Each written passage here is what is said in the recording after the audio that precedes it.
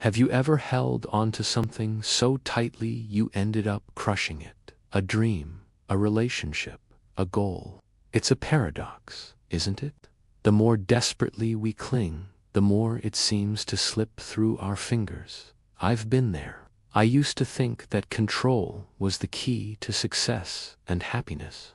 If I could just manage every detail, anticipate every problem, and force things to go my way, everything would be perfect. But life, as it often does, had other plans. It taught me a profound lesson, one that shifted my entire perspective: the art of holding gently. Think about holding a butterfly. If you clench your fist, you'll destroy its delicate wings. But if you hold your hand open, it might just choose to stay for a moment, gracing you with its beauty before fluttering away. This isn't just a poetic metaphor. It's a powerful principle for navigating life. For years, I applied a death grip to everything I cared about.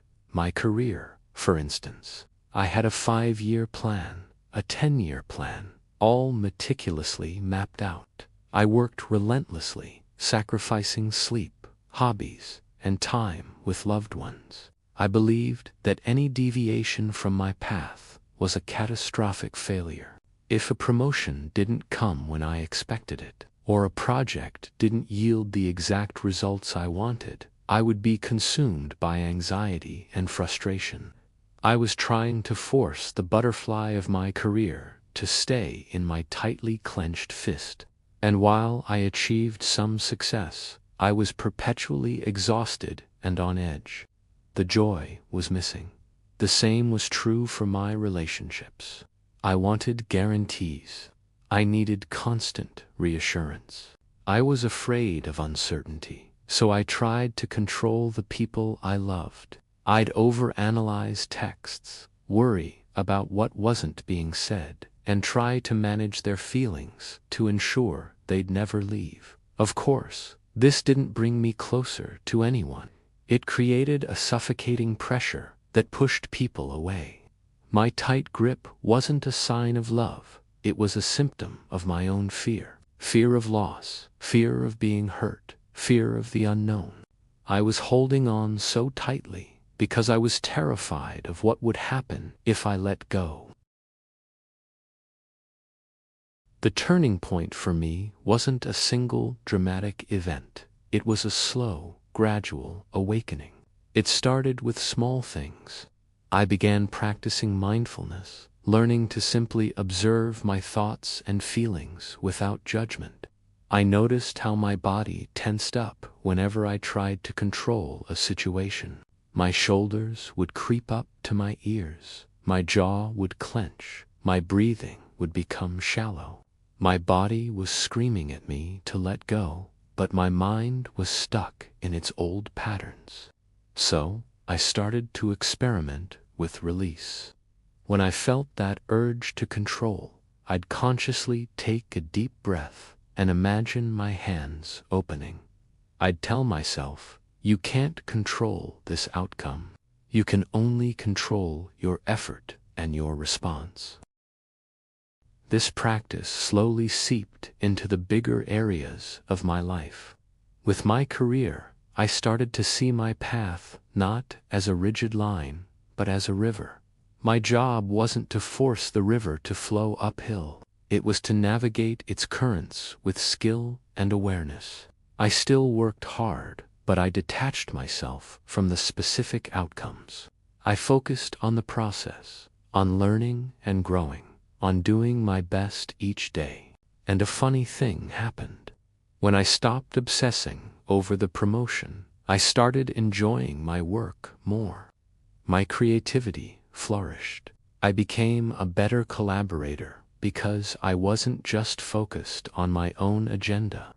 And ironically, new opportunities started appearing, ones I never could have planned for. The butterfly landed on my open hand in my relationships. This shift was even more profound. I learned that true connection isn't about possession, it's about presence. It's about offering someone the space to be themselves, without demanding they fit into a mold I've created. Holding gently means trusting the other person. It means accepting that you can't control their feelings or choices. You can only offer your love, your support, and your authentic self. It means having the courage to be vulnerable, knowing that loss is a possibility, but choosing love anyway. And when I started to hold my relationships with this gentle, open hand, they blossomed. The connection became deeper, more honest, and far more resilient. There was a newfound sense of peace and freedom for both me and the people I cared about. This concept of holding gently applies to our own self-perception as well. How many of us cling to a rigid idea of who we are or who we should be? I'm not a creative person. I could never be a leader. I have to be perfect all the time. These are tight fists we clench around our own identity, limiting our potential for growth and change. Learning to hold ourselves gently means giving ourselves permission to be imperfect.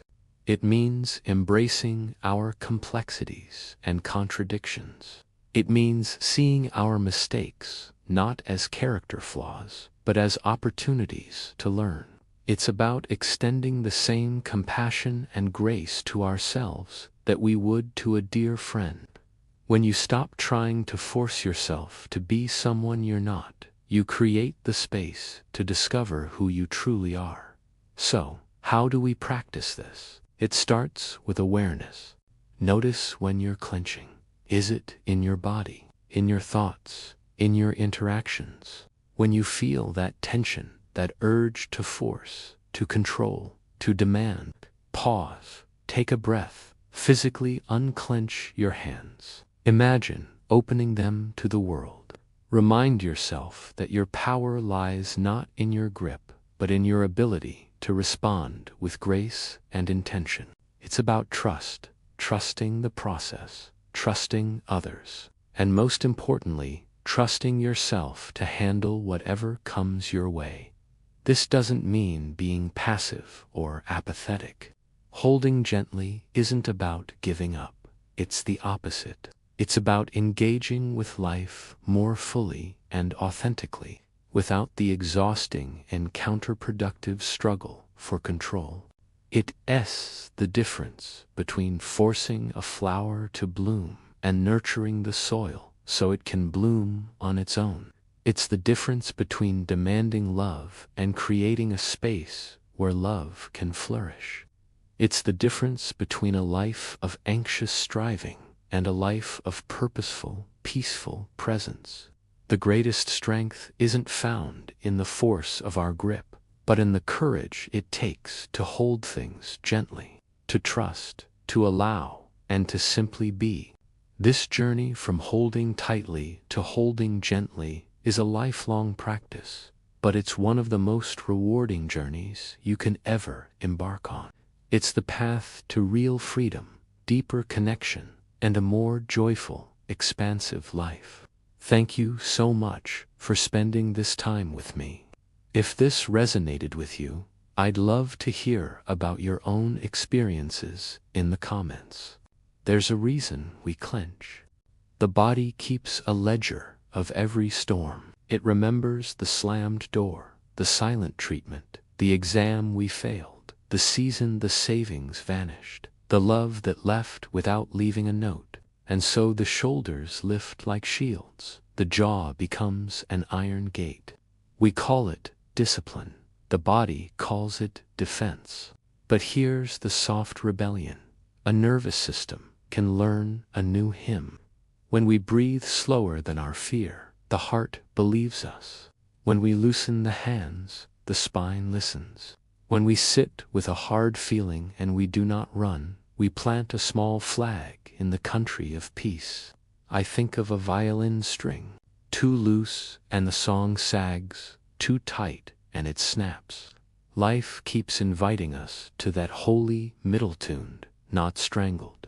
The kite and the child once. In a small town where the wind loved the rooftops, a child ran with a kite. At first the string lay limp and the kite lurched like a tired bird. "Hold tighter," someone called. The child gripped until the knuckles went white and the kite nosedived into the grass. A grandmother shuffled over, carrying years like a warm blanket. "May I?" she asked, and the child nodded. She unwound more string. "Let the sky have a say," she whispered. "Hold firm, but with kindness." The child watched the kite catch the breeze, wobble, rise, dance. The line hummed, alive in their fingers. "Do you feel that?" the grandmother asked. "That's partnership. The wind does the lifting. You do the listening. We can love like that, work like that, pray like that, firm but with kindness." When control wears concern's clothing, sometimes control is loud and obvious. Sometimes it dresses like responsibility. "I'm just checking in. I'm only trying to help. I want the best for you." Those words can be real care, Cora camouflage for fear. Here's how I tell the difference in myself. If my help makes someone smaller, it's control. If my help leaves someone more able to choose, it's love. If my plan cannot survive another person's freedom, it is not a plan, it is a prison. Holding gently trusts that people are not projects, and love is not leverage. The garden we tend careers are gardens. We till the ground with effort. We water with learning. We prune with honest feedback. But the weather belongs to God. The season belongs to something larger than our schedules. When a door closes, the old me would bruise her shoulder trying to kick it open. Now I kneel and listen through the wood. If I hear silence, I bless the hinges and keep walking. If I hear laughter on the other side, I knock once, and then I go plant something anyway. I have learned that some promotions are poison wrapped in gold, and some detours are maps you could never have purchased. The marriage of open hands in long love marriages, covenant friendships, family, the temptation is to grip the hardest because the stakes feel highest. But true covenant is not captivity, it is spaciousness. It says, "I choose you with my eyes open. I will not edit you into a manageable version." It says, "I will be a home with windows, not a windowless room." Holding gently in marriage sounds like, "I want to understand. Tell me again. I'm hurt, but I'm here. I trust your process even when it is slower than mine."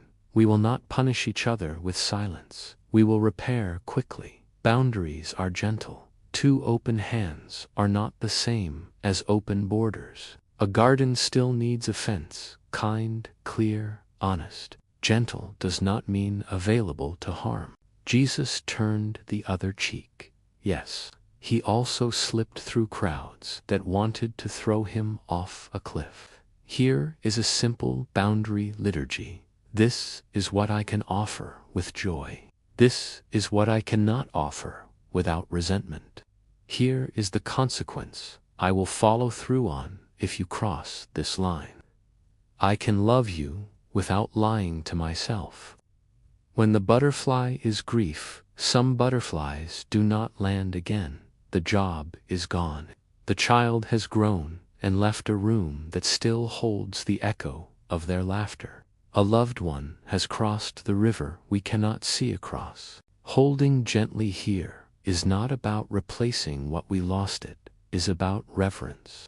Grief asks for unclenched rituals, lighting a candle at the same hour each week, saying their name out loud so the walls remember, donating in their honor, making their favorite recipe and inviting the silence to taste it first.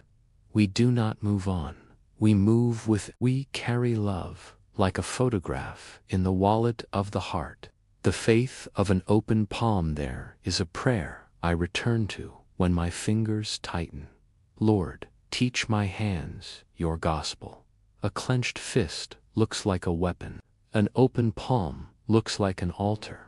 Faith is not apathy, it is active trust. I still send the resume.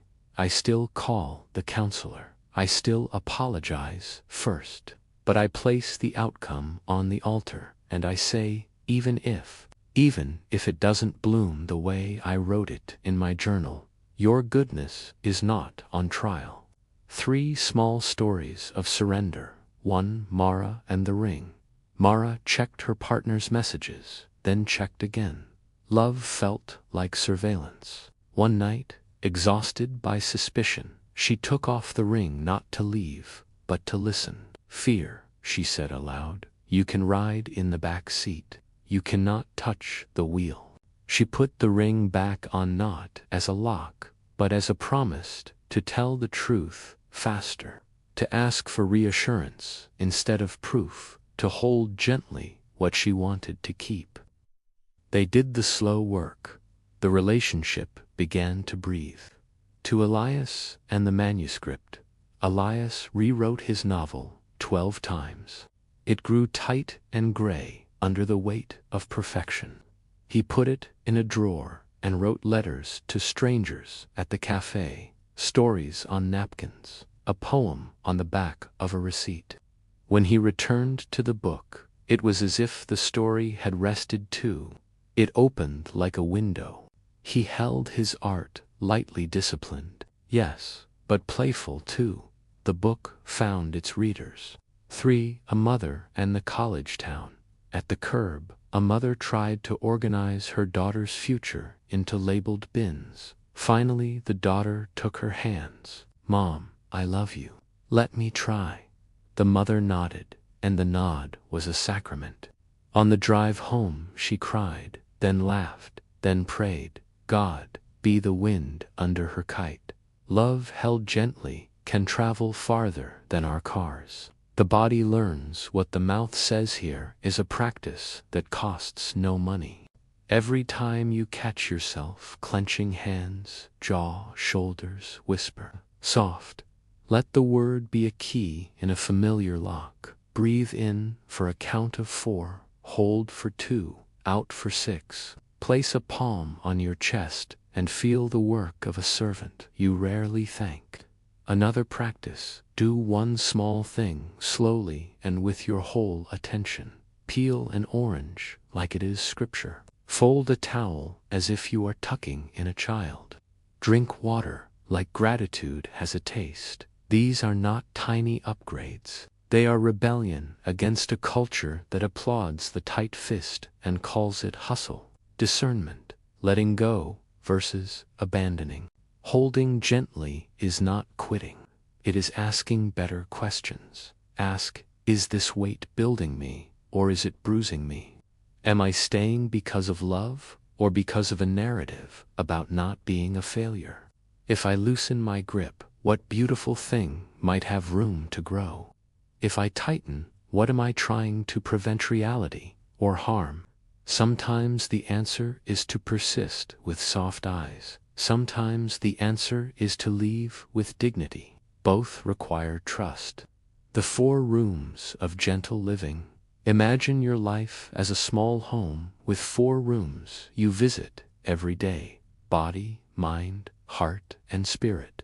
Body, unclench, hydrate, move like you are grateful to have legs. Mind, notice, name, normalize. I am catastrophizing. Hello, old habit. Heart, tell the truth quickly and kindly. Ask for comfort directly. Spirit, a minute of awe sunrise, a psalm, a whispered thank you that is also a tear. Visit each room daily, even if just to crack a window.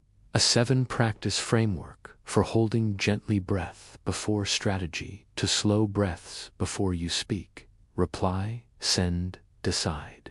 This turns a reaction into a response. Name the need. Control often hides a need. Safety, clarity, closeness, certainty. Say it plainly. I need reassurance. I need time to think. Offer choices, not ultimatums, to yourself and to others. Would feedback help now or tomorrow? I can do Thursday evening or Saturday morning. Bless the mystery once a day. Speak a blessing over what you do not understand. Bless the email I will never see. Bless the meeting I was not invited to. Bless the timing I would not have chosen. Repair quickly when you grip and it hurts someone. Own it without self-hatred. I was afraid and I tried to control you. I'm sorry. I'm learning. Release ritual. Create a small, tactile way to let go. Drop a pebble in a jar for each worry you place in God's hands. Burn a note in a safe dish and watch the ash become permission. Tie a ribbon to a branch and let the wind carry your prayer. Rest like it's part of the job, because it is. Rest is trust made visible. The 30-day gentle holding challenge, week 1. The body, day 1. Unclench practice set, 3 alarms, labeled soften. Day 2, 10-minute walk without phone. Day 3, drink water every hour until afternoon. Day 4, stretch your hands and wrists, thank them. Day 5, slow meal taste, don't scroll. Day 6, nap or quiet rest, guilt-free. Day 7, Sabbath, your to-do list, write enough at the top. Week 2, the mind, day 8. Notice one controlling thought. Write a gentler counterline. Day 9. Replace what if it goes wrong with what if it goes well. Day 10. Read one psalm or poem aloud. Day 11. Practice, maybe. Let 3 unverified worries stay undecided. Day 12. News fast for one evening. Day 13. Create a playlist titled Open Hands. Day 14. Gratitude letter you'll never send to your past self. Week 3. The heart. Day 15. Ask for reassurance directly. Day 16. Set one boundary kindly. Day 17. Apologize without the word but. Day 18. Plan a small joy and keep the promise. Day 19. Do something creative badly, on purpose. Day 20. Laugh, watch something light. Day 21. Comfort, kit blanket, tea verse, photo place it within reach. Week 4. The spirit. Day 22. Sunrise or candle, prayer palms up. Day 23. Walk and bless your neighborhood under your breath. Day 24. Silence for 5 minutes. Listen like the earth does. Day 25. Generosity, moment, time, money, or attention. Day 26. Write a list titled Not Mine to Control. Day 27. Write a list titled Mine to Steward. Day 28. Choose one fear and entrust it aloud to God. Day 29. Tell someone a true, kind compliment. Day 30. Testimony journal. What changed when you held gently? Guided visualization. Read slowly. Close your eyes if you can. Feel your hands. Notice any clenching, any heat. Imagine standing on a shore at dusk. Waves arrive and leave without your permission. You are not the maker of tides. You are the friend of water. In your hands is a stone. On it is written the thing you grip. Name it. Feel the weight. Now see a small boat drifting toward you. It is sturdy and simple, carved by someone patient. You place the stone in the boat. You touch the wood like a forehead you love. Go where I cannot, you whisper. The boat floats into the gold path the sun leaves on the water. You watch until it is too far to be worried over and close enough to be remembered. Open your eyes. Notice your hands. There is room in them again. Gentle scripts for hard moments when someone you love pulls away. I feel the distance, and it scares me. I won't chase you, but I want to meet you where you are. How can I love you well this week? When a plan falls through, I'm disappointed. I also believe good can find me by another road. What's the next right small thing? When anxiety wakes you at 3 a.m., hello, mind. Thank you for trying to protect me. You may rest now. God is awake. When you over-control and realize it, I tightened because I was afraid.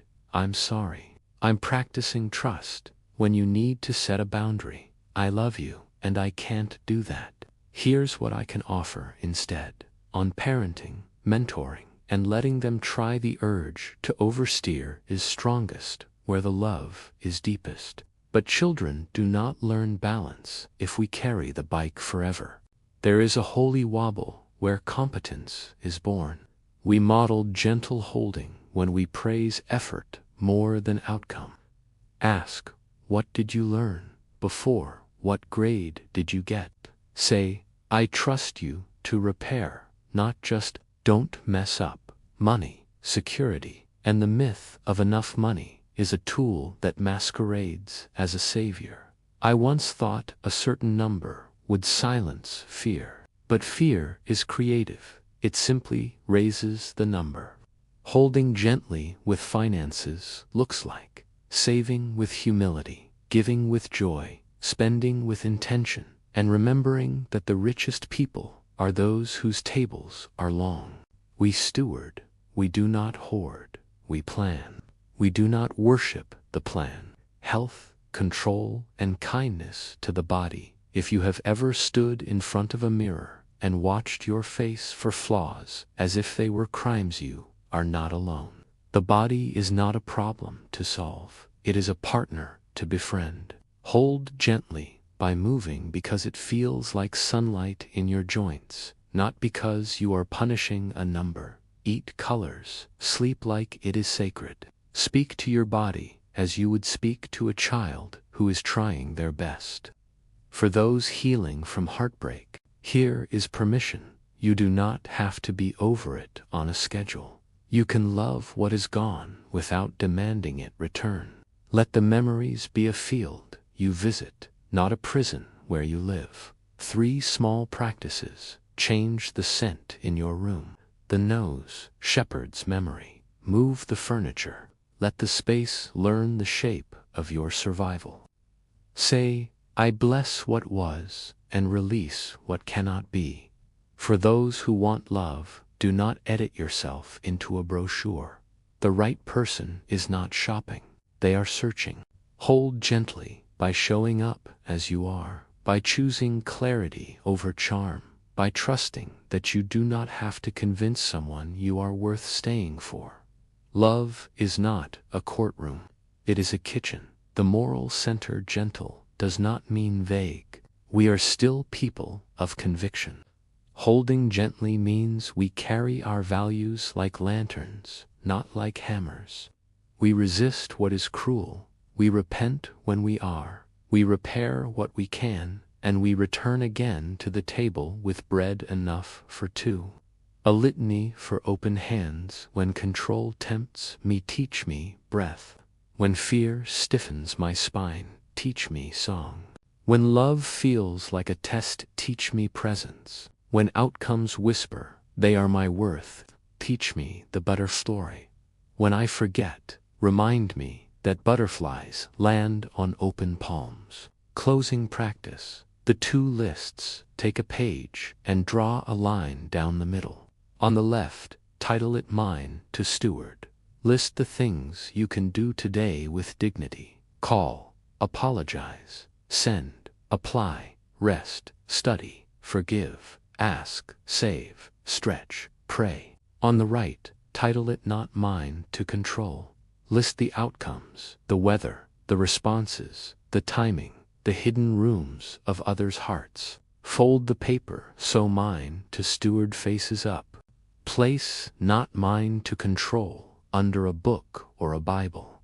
Let love be the weight that keeps it from blowing around your room.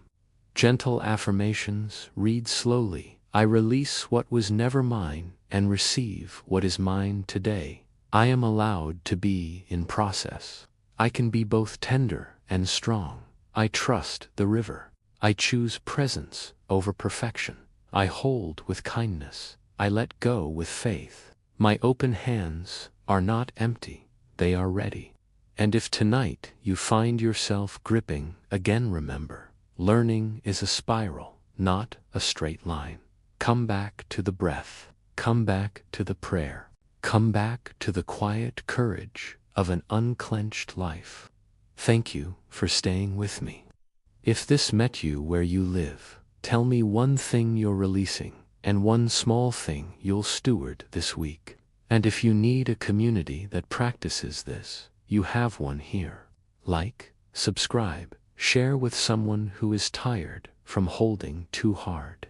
Until next time, may your hands remember the shape of peace, and may your heart be a home where butterflies rest.